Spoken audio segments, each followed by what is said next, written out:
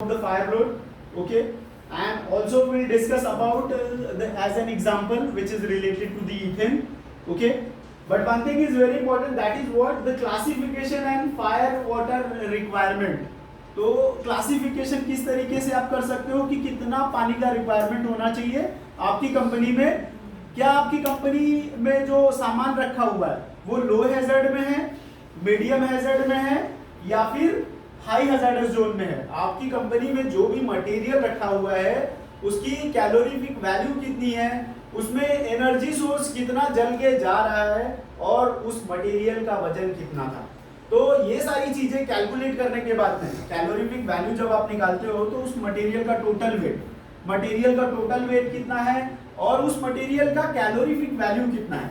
जब आप single calorific value निकालते हो तो आपको टोटल वेट के साथ में मल्टीप्लाई डिवाइड करना पड़ेगा, और जब आप डिवाइड करोगे सिंगल कैलोरीफिक वैल्यू से टोटल वेट का, तब आपको एग्जैक्ट वैल्यू मिल जाएगी। एग्जैक्ट वैल्यू मिलने के बाद में आपको यह पता चल जाएगा कि आपकी कंपनी किस जोन में है, लो हैजर्ड है, मीडियम हैजर्ड है या फिर हाई हैजर्ड है। तो आप जिस भी जोन में आते हो, जो भी कंपनी आपकी जोन में आ रही है, जैसे लो हैजर्ड में या मीडियम हैजर्ड में या हाई हैजर्ड में, तो आपको वाटर रिक्वायरमेंट कितना है, मतलब आपकी पंप रूम का डिजाइन इस तरीके से होना चाहिए कि per minute maximum amount of water flow हो, ताकि आप लो हैजर्ड जोन में हो। So fire load below 2,75,000 kilo calories per metre square, okay. तो at least 1 hour fire water supply, मतलब 1 घंटे तक लगातार पानी मारने की क्षमता आपके पंप रूम्स में, हाइड्रेंट्स में, और आपके जो फायर फाइटर्स हैं वो कंटिन्यूअसली 1 घंटे से ज़्यादा समय तक फायर फाइटिंग करते रहेंगे, तब जाके वो लो हैजर्डस जोन जो आपकी कंपनी में लो हैजर्ड है उसको आप कवर कर सकते हो। अगर मान लीजिए कि आपकी कंपनी में हैजर्डस मटेरियल ज़्यादा है, हैजर्डस मटेरियल ज़्यादा होने की वजह से आपकी कंपनी का फायर लोड ज़्यादा होता है, तो वो हो जाता है मीडियम हैजर्ड।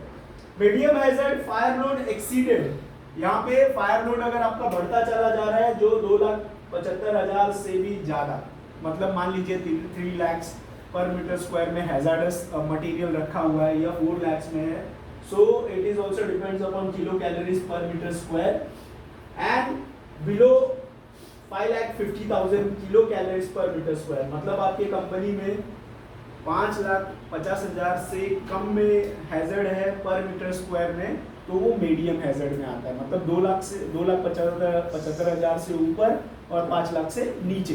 तो ये आप कैलकुलेट करो अपने जोन को कि आप मीडियम हैजर्ड में, आपकी कंपनी के जो कंपार्टमेंट्स हैं, जो मटेरियल रखा हुआ है वो मीडियम हैजर्ड में रखा हुआ है। उसकी पानी की कैपेसिटी होती है एटलीस्ट 2 आवर्स तक लगातार आपको पानी मारते रहना है। इतनी मतलब पानी की कैपेसिटी, पंप रूम्स वगैरह प्रॉपर होने चाहिए, जैसे main hydrant pump, jockey pump, sprinkler pump, ये सारे पंप आपके एक्टिव होने चाहिए। ये सारे पंप्स एक्टिव रहेंगे तो ही आप 2 से 3 घंटे तक लगातार फायर फाइटिंग कर सकते हो। अब आपके कंपनी में अगर हाई हैजर्डस जोन है, आपकी कंपनी में मान लीजिए कि केमिकल्स रखे हुए हैं, सॉलिड मटेरियल्स भी है और फ्लेमेबल मटेरियल जैसे कि पेट्रोल, डीजल, ये सारी चीजें भी रखी हुई हैं, तो आपकी कंपनी आती है हाई हैजर्डस जोन में। हाई हैजर्डस जोन में आपका जो फायर लोड है वो एक्सीड होता है 5 लाख से ऊपर kilo calories per metre square areas में। भारी मात्रा में हैजर्डस मटेरियल आपकी कंपनी में रखा हुआ है, तो you will consider as a high hazardous zone.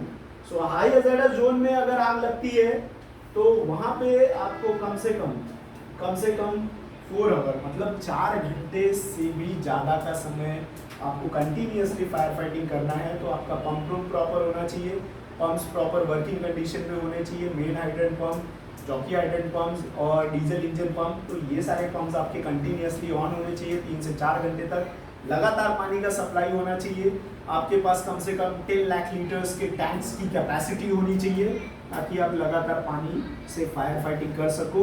और हाई हैजर्डस जोन में आपकी कंपनी है तो उस फायर को आपको धीरे धीरे फायर फाइटिंग करते समय, लंबे समय तक फायर फाइटिंग करके आप उस फायर को एक्सटिंग्विश कर सको।